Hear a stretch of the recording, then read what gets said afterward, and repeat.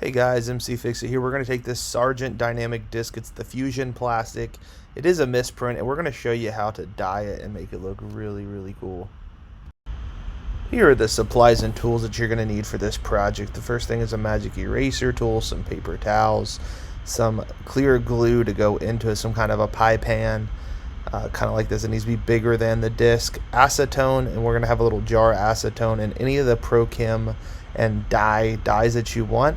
There will be a description right up here on the card that you can go ahead and click on, and in the description, just to make this as easy as possible for you. And you're just going to use eyedroppers to drop it in, then gloves, and you'll mix it around with some toothpicks. Go ahead and put some warm water on it. Use your magic eraser and just go around. Dawn dish soap and water works too. On a new or a used disc, you do want to make sure it's nice and clean and also dried. That will just help make sure you don't have any stains or anything like that on it, or even fingerprints. They can mess up your dyes. Hey guys, here is the setup that you'll want for this. You're going to want some kind of table. Go ahead and take off the saran wrap or cling wrap from the pre-used bed of glue. If you want to use a new glue, just pour it in very slowly, and we'll use some toothpicks to get any air bubbles out. There's a couple techniques you can do. You can drag it from one end to the other. I do know some people who use a flame, so like a mini blowtorch. That's probably not the best thing you want to do, since there's already some dye with acetone on this. So toothpicks work really well. You just stick them in and pull them apart. And then we're going to go ahead and start dyeing the disc. And so we're going to use that Pro Chem dye mix that is in the description and on that card previously. And you just take whatever colors you want. This is a pansy. And I'm going to go around the edges with this. This is a darker dye, so it's a very kind of dark purple dye. And trying to make it somewhat symmetrical. I'm going to use a lot of different colors. And this is a flag blue right here. Kind of the same thing. Whoop, that was a big drop. That does happen sometimes. We will be mixing this together. One thing I want to do is keep it clear from the center. I do want the center not to have a whole lot of dye left over. I want it to be pretty clear, and because it's a pre-used bed, I want to use the similar colors to what I used before. So here's a flame red.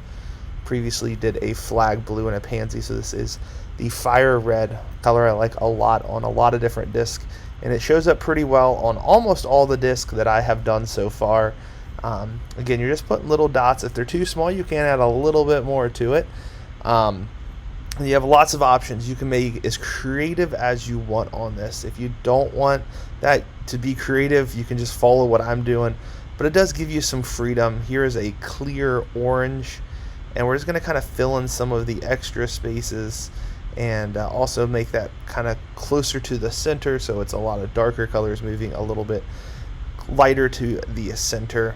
When you take a toothpick, again, you can add more colors, and you're just going to take and swirl it. You can do figure eights, you can do circles. Again, I want to keep that center clear, and so I might actually just pull some of them together. The goal is you're pulling through the center, or kind of the center of each one of the blobs of dye that you put down, and that's going to give you a really cool swirl effect. And so I'm doing a lot of circles. You can see kind of up, down, left, right, back and forth, just like that.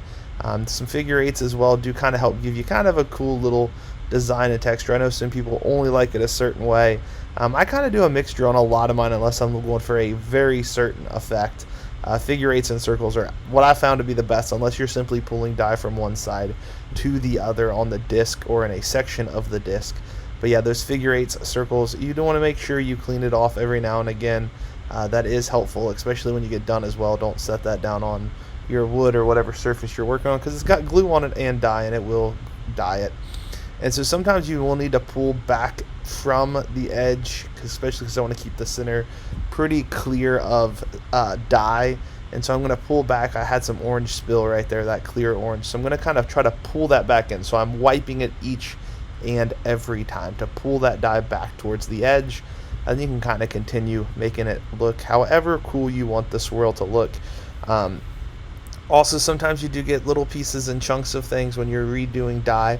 That was a little piece of dried glue, so you do want to make sure that gets out of there. That's just like the air bubbles.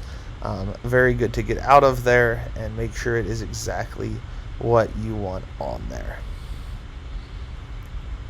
And I like to kind of make sure it's nice and swirled together. That's kind of my preference, is to make sure it's all well mixed together. You're not having big blobs of one color, unless that's the design and look you are going for. And then the next thing you have to decide is, where do you want your disc to sit?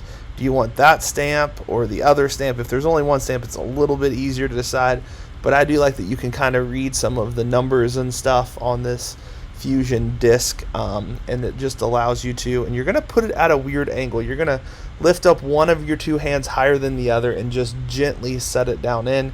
You can rotate the disc or rotate the dish like I just did there, and I kind of want that longer part to be right where that stamp is.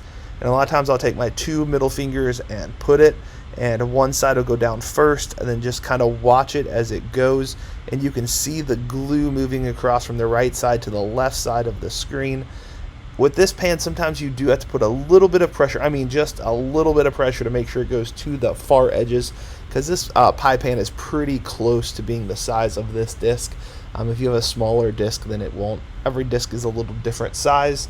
One of the new things I like to do is just go ahead and put a piece of saran wrap or cling wrap over the top as well. I do a lot of different projects and repair videos, and so sometimes there's dust and debris, and so this is one of the things I've been doing. You just gently put it around. This just keeps your glue so you can use it hopefully again in the future.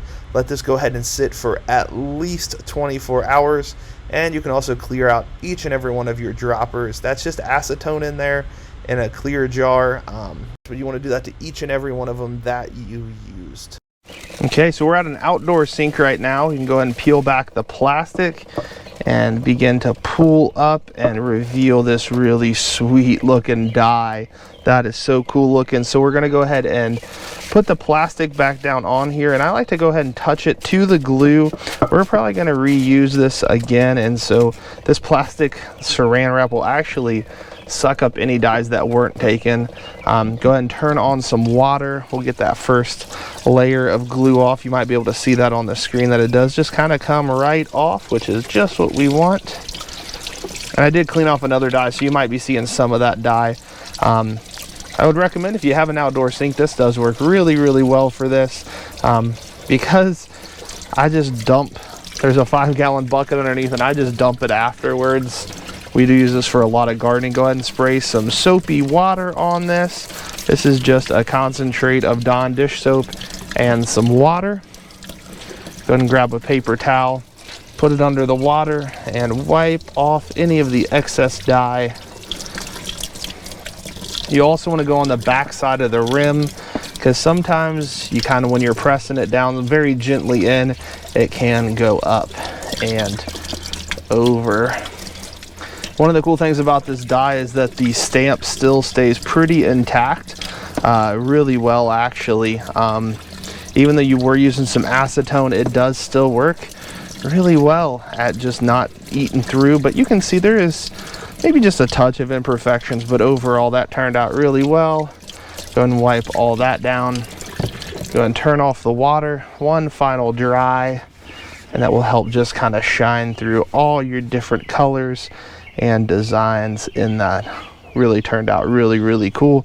And remember, your colors will change a little bit because you're using a yellow disc, versus kind of like on this one, we're using a clear disc, so you're just going to get the colors that you were doing. But on the yellow disc, it will change the colors up a little bit. Normally makes them a little darker. If you think of the color wheel, you're adding yellow to whatever color you chose. If this was helpful, go ahead and like and subscribe. Comment below if you do have any questions. Thank you guys so much for watching.